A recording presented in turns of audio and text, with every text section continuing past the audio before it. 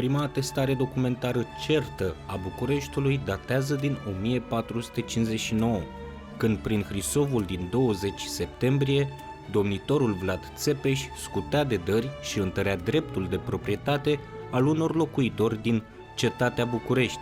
Documentul, foarte deteriorat, a fost descoperit în jurul anului 1900. Vlad Țepeș a petrecut 4 din cei 6 ani de domnie în cetatea București.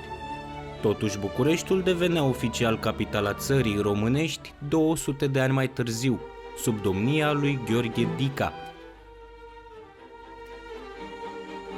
Cea mai veche casă de locuit din București se află pe strada Spătarului, la numărul 22. A fost construită în anul 1760.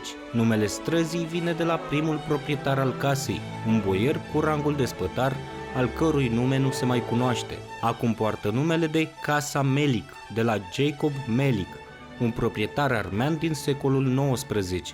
Din anii 70, aceasta a devenit muzeu și o puteți vizita pentru a admira sculpturi, ceramică din perioada cuprinsă între secolele 16 și 18, dar și tablouri. În prim plan, regăsindu-se tablouri și desene ale pictorului Teodor Paladi, muzeul purtându-i numele. Cel mai vechi parc din București este Parcul Cismigiu. În 1779, domnitorul țării românești, Alexandru Ipsilanti, a poruncit construirea a 2 cișmele în București. Prima se afla în locul în care astăzi este grădina dinspre strada Știrbei Vodă. Aceste cișmele dăduseră naștere unei bălți care devenise un focar de infecție în mijlocul orașului. Numele parcului este moștenire de la Dumitru Siulgiu Basa, șeful lucrărilor peste cișmelele orașului. Acesta își cumpărase o reședință în apropierea cișmelei. După modelul altor denumiri românești ale unor meserii construite cu sufixul giu, cum ar fi geamgiu, cafegiu, macaragiu și așa mai departe, Dumitru Siulgiu Basa era recunoscut ca Marele Cișmegiu, având meseria de administrator al cișmelelor și lacurilor. Timp de 50 de ani, pe locul parcului a existat un lac, secat de-abia sub comanda generalului Pavel Chiselev, în acel moment transformându-se într-o grădină publică.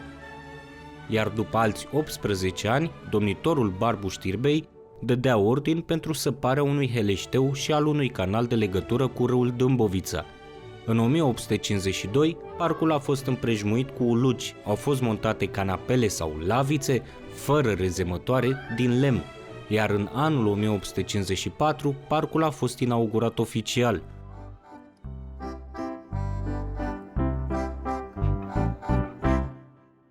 Una dintre cele mai vechi artere din București este Calea Victoriei și a purtat de-a lungul timpului mai multe denumiri. Inițial era formată din 2 segmente, drumul Brașovului, reprezentând bucata dintre Cercul Militar și Piața Victoriei, această bucată nefăcând parte din orașul București la acea vreme, iar al doilea segment era Ulița Mare spre Sărindar, pentru că ducea către Biserica Sărindar.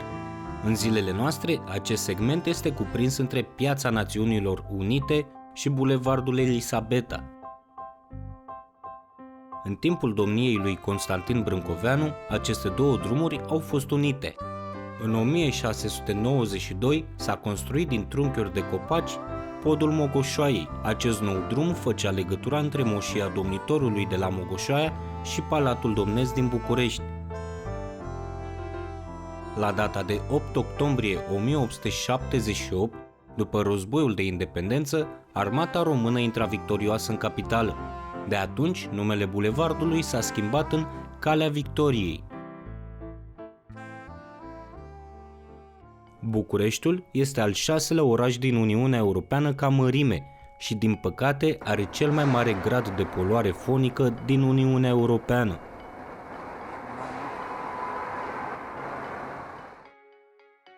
Catedrala Mântuirii Neamului, care se construiește în București, va fi cea mai mare catedrală ortodoxă din lume. Aceasta deține recordul pentru cel mai mare iconostas. În același timp, cea mai mică catedrală din lume se află tot în București. Este vorba de Catedrala Greco-Catolică Sfântul Vasile cel Mare de pe strada Polonă. În București s-au născut personalități remarcabile.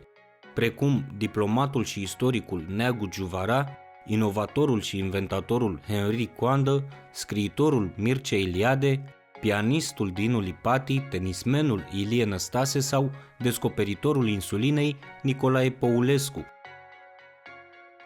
Palatul Parlamentului este cea mai scumpă construcție administrativă din lume și a doua cea mai mare clădire din lume după Pentagon. Totodată este cea mai grea clădire construită vreodată, mai grea și decât piramida lui Cheops. Deși era creația lui preferată, liderul comunist Nicolae Ceaușescu nu a apucat să țină un discurs de la balconul acestei clădiri. Singura persoană care a ținut un discurs de la balconul Palatului Parlamentului fiind Michael Jackson. I love you all very, very much.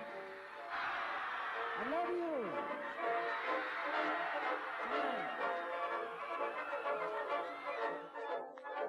O să încheiem acest videoclip spunându-vă că singurul teatru cu tavan glisant din Europa se află în București.